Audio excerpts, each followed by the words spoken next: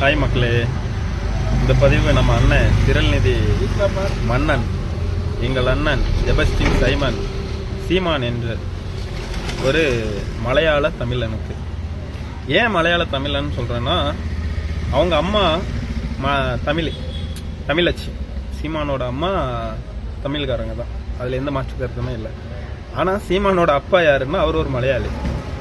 அவங்க ரெண்டு பேருக்கும் லவ் மேரேஜ். இதை நான் சொல்லலை, எங்கள் அண்ணன் முக்தார் இருக்கார்ல அவரு சொல்லியிருக்காரு. ஆனால் அவர் சொல்லி கிட்டத்தட்ட முக்தார் சொல்லியிருக்காரு, அப்புறம் திருச்சி சூர்யா சொல்லியிருக்காங்க.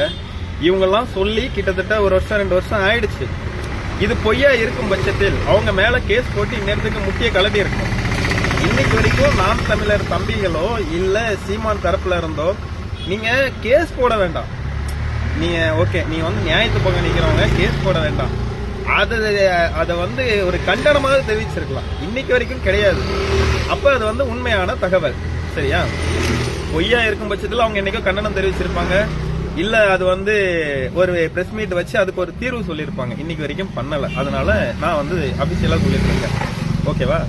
இதில் என்னன்னா, ஏழை விவசாயி, எந்த ஏழை விவசாயி 2 கோடி ரூபாய் பென்ஷன் கொடுக்குறாருன்னு தெரியல. எந்த ஏழை விவசாயி அடிடாஸ் ஷூவும் நெக் பேண்டும் பூமா டிஷர்ட்டும் போட்டு சுத்துறாருன்னு தெரியல. எந்த ஏழை விவசாயி பணமரத்தில் ஏறும்போது இவ்வளவும் போட்டுட்டு ஷூ காலோட ஏறுறாருன்னு தெரியல.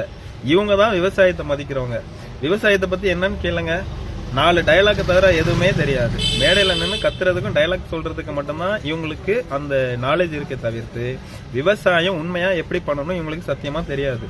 விவசாயம் இன்னைக்கு கிட்டத்தட்ட ஒரு 10 வருஷம் முன்னாடி வீட்டுக்கு வாடகை கட்ட முடியாம இருந்த சீமான், செபஸ்டின் என்ற சீமான், இன்னைக்கு கோடிக்கணக்கில் சொத்து வாங்குறதும் கோடிக்கணக்கில் கார் வாங்குறதும் எப்படி சாத்தியமாச்சு? அந்த வழிமுறைகளை தம்பிகளுக்கோ தங்கைகளுக்கோ சொல்லி கொடுத்தா அவங்களும் பணக்கார ஆவாங்கல்ல.